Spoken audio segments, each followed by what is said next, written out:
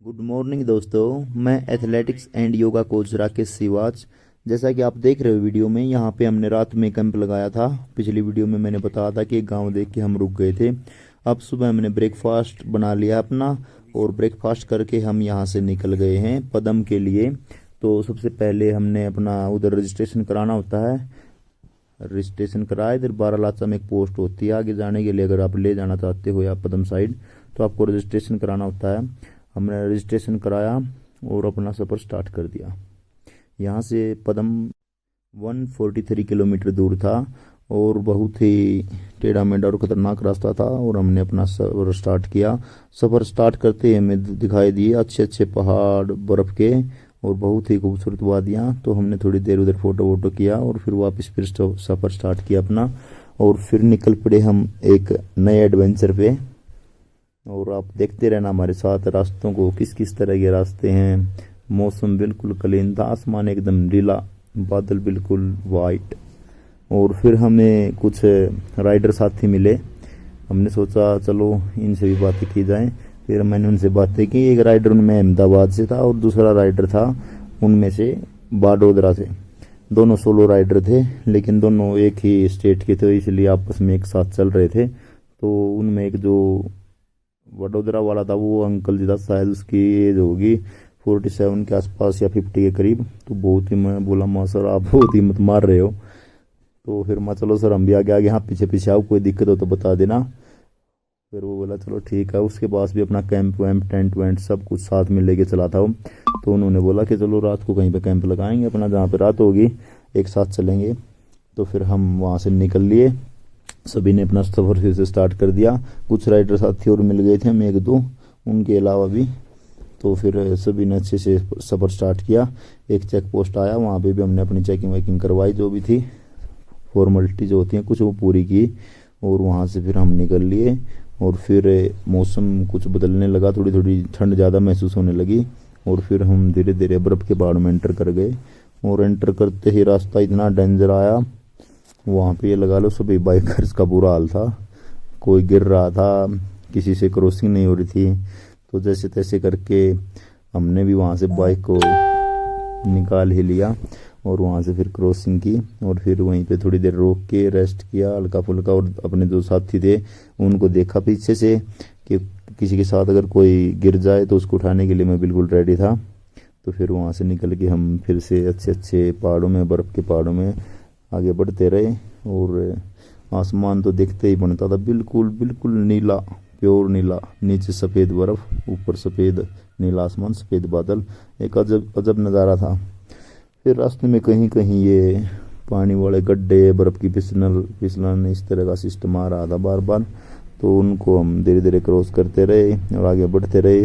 और फिर रोड के दोनों ओर साइड में बर्फ़ आनी स्टार्ट हो गई। दोनों ओर बर्फ़ की कई कई फुट ऊंची दीवारें बनी हुई थी आगे। तो फिर हमने रास्ते में कई कई जगह अपने फ़ोटोज़ वगैरह भी किए, थोड़ा थोड़ा रेस्ट किया।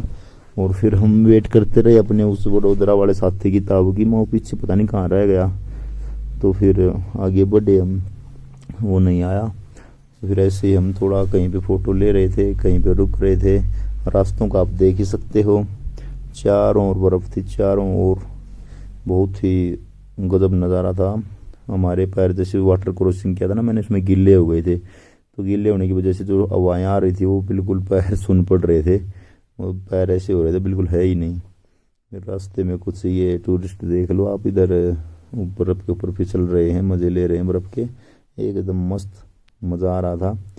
और आप देख सकते हो रोड के साइड में अब दीवारें बर्फ़ की बहुत कई कई फुट ऊंची दीवार बनी हुई हैं।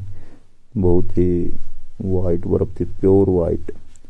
और बर्फ़ के नीचे वो बिल्कुल, ये बोला ना प्योर ओरिजिनल बर्फ़ होती है, वो जो जम के अपने घर पे बनती है, उस तरह की बर्फ़ भी लटकी हुई थी नीचे लाइन ही। तो ट्रंक वाले ने हमें क्रॉसिंग दे दी। हमने फिर वहीं से थोड़ा स्पीड लिया हल्का। स्पीड लेने के बाद फिर हमने देखा कि रास्ता और डेंजर होता जा रहा है। मुश्किल से हमने बाइक को नीचे उतारा, क्योंकि रास्ता बहुत ही ख़राब हो गया था। बर्फ़ की वजह से सारा रोड टूटा हुआ था और जगह जगह गड्ढे थे, फिसलन थी और एकदम खड़ी ढलान थी वो। वहाँ से क्रॉस करके हमने देखा कि अभी हम टॉप पे पहुँचने वाले हैं। पदम वहाँ से 104 किलोमीटर रह गया था। तो टॉप की तरफ हमने देखा तो वहाँ पे बहुत सारी गाड़ियाँ रुकी हुई थी। हमने सोचा भाई यहाँ पे क्या है, तो वहाँ पे जाके देखा तो हमने जो टॉप, जो सिंकुला टॉप है वो आ गया था। तो हमने भी वहाँ पे एक अच्छी सी जगह देख के साइड में अपनी बाइक को पार्क कर दिया।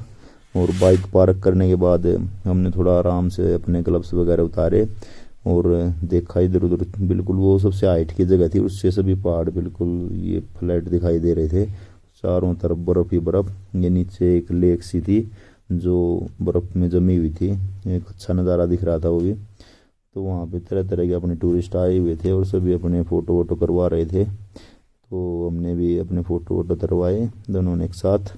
और उसके बाद फिर हमने थोड़ा रिलैक्स करके फिर अपना सफ़र स्टार्ट किया।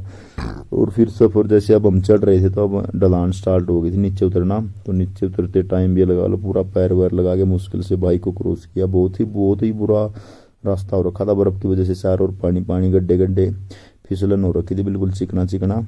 अगर थोड़ा भी ध्यान इधर उधर भटका तो बाइक धड़ाम से नीचे। और फिर एक वाटर क्रॉसिंग आई, बहुत ज़्यादा पानी का तेज़ बहाव था। वहाँ से मैंने बाइक तो क्रॉस कर लिया, लेकिन फिर मैडम जी मैंने पहले उतार दिया था उनको क्रॉस कराने के लिए। फिर पत्थर वत्थर लगाए, जुगाड़ किया, तो फिर मैडम जी ने भी क्रॉसिंग किया। वहाँ पे ऑक्सीजन बहुत कम थी टॉप की वजह से, क्योंकि हाइट ये लगा लो 16,580 फीट के करीब थी, मतलब ऊंचाई। तो फिर उधर सांस सा फूल गया था, तो थोड़ा पानी वानी पी के रिलैक्स किया। तो फिर हमने इस पर स्टार्ट किया, नीचे उतर के देखा, मतलब बहुत ही हसीन वादियाँ थी, सुंदर एक अलग नज़ारा था, आप देख सकते हो वीडियो में। तो वो भी मस्त था। बर्फ़ में से उतरने के बाद तो ये चीज़ें बहुत अच्छी लग रही थी, क्योंकि वहाँ पे ठंड की वजह से बहुत बुरा हाल हो रखा था। तो अब फिर अच्छा सुंदर रोड आ गया था, वहाँ पे हमने अच्छे से बाइक को थोड़ा स्पीड से दौड़ाया और जो उधर रास्ते में थकान थी वो सारी दूर हो गई। तो फिर अच्छे अच्छे सुहाने रास्तों को देखते हुए हम ऐसे ही आगे बढ़ते रहे। एक दो राइडर दोस्त थे जो हमसे आगे चल रहे थे, एक दो पीछे चल रहे थे, सब एक साथ चलते हुए जा रहे थे। और ये रास्ते में जो वाइट वाइट ये माता मंदिर टाइप के आपको दिखाई दे रहे हैं, ये इनके धार्मिक मतलब जो पूजनीय स्थल हैं वो हैं।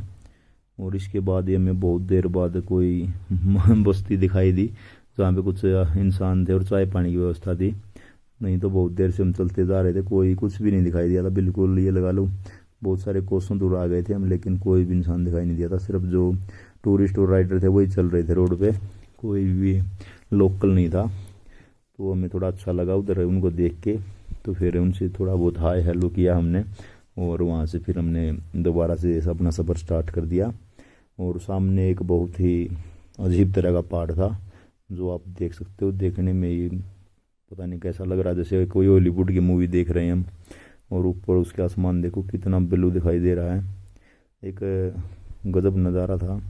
और फिर हमने ऐसे चलते रहे, देखते रहे इन नज़ारों को।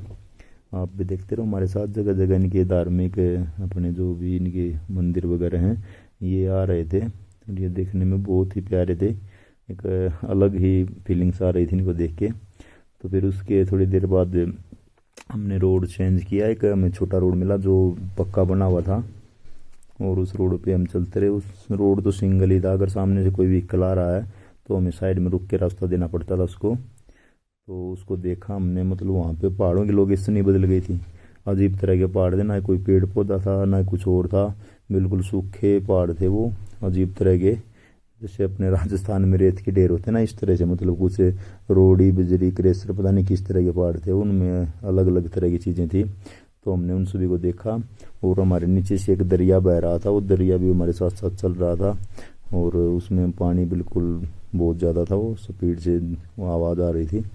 तो फिर ऐसे हम चलते रहे उस रोड पे, छोटा रोड था वो, सामने से कुछ एक दो ट्रक वर्क भी आया था और कुछ एक दो गाड़ी थी, उनको हमने क्रॉसिंग दी साइड में बाइक लगा के। तो फिर हम धीरे धीरे नीचे उतरने लगे वापिस। अब बहुत देर हो रही थी चलते हुए इस रास्ते पर हमें, 2 से 3 घंटे। तो हमें ये लग रहा था चलो भाई अब तो ये ख़त्म होने वाला, नीचे उतर रहे हैं। तो थोड़ा सुकून मिला था दिल को, क्योंकि उसमें ना ही तो कुछ दिखाई दे रहा, बहुत लंबा रास्ता था और बहुत खड़ी, ये लगा ले साइड में इतना गहरा दर्रा था, अगर एक भी गलती हो जाए तो उसमें गिरते ही टैं हो सकती थी। तो फिर हमें एक दूसरी साइड जाने का रास्ता दिखाई दिया, एक पुल आया, हमने उस पुल को क्रॉस किया और क्रॉस करके दूसरी साइड जब हम गए तो हमें थोड़ा चौड़ा रोड दिखाई दिया। जो था तो कच्चा, वो भी उस पर काम चला हुआ था, लेकिन मतलब अच्छा था वो, ये लगा ले चौड़ाई खूब थी उसकी, उसमें कोई दिक्कत नहीं थी। आसानी से उधर से निकले। फिर हमने देखा उधर पहाड़ी भैंसें दिखाई दी। स्टार्टिंग में तो हमने लगा कि कोई याक वगैरह है, लेकिन फिर नज़दीक जाके हमने देखा तो वो पहाड़ी भैंसें थी जिनके ऊपर बहुत बड़े बड़े बाल उगे हुए थे, और उनके छोटे छोटे बछड़े कचड़े मतलब मस्त लग रहे थे एकदम। वो भी हमें देख रही थी कि भाई क्या आ रहा है, हम उन्हें देख रहे थे। बहुत अच्छा लग रहा था। तो फिर हमने वहाँ से भैंस वैंस को देख के वहाँ से उनके जो बैठे हुए थे उनके बंदे, उनको बाय बाय किया और वहाँ से फिर आगे निकल गए। वहाँ से आगे जाते ही थोड़ा अपने राइट साइड में एक टर्न था, टर्न करके हमें रास्ते में भी कुछ जाते लोकल दिखाई दिए, उन सभी को भी हमने हेलो किया, उन्होंने भी हमें हेलो किया, और वहाँ से हेलो करके हम आगे निकल गए। आगे फिर से वही सूखे पहाड़ों का सिलसिला स्टार्ट हो गया, क्योंकि अभी हम घाटी में उतरे हुए थे तो शायद थोड़ा पौधे वौधे पेड़ पौधे कुछ इंसान दिखाई दिए थे। तो सूखे पहाड़ क्रॉस करके एक बार फिर हम एक घाटी में आ गए, और यहाँ पे हमने देखा कि एक गांव दिखाई दे रहा दूर से। नज़दीक जाने पे पता चला ये वही गांव है जहाँ हमें जाना था, पदम। और यहाँ पे हमने देखा कि बहुत ही सुंदर घाटी थी, बहुत अच्छे खेत वेत थे। तो यहाँ पे पहुँच के हमें थोड़ा शांति मिली, क्योंकि सारा दिन का सफ़र हो गया था हमारा। शाम के लगभग 5:30 से 6 बजे टाइम होने वाला था, तो रुकने के लिए हमने स्थान ढूंढ लिया अपना।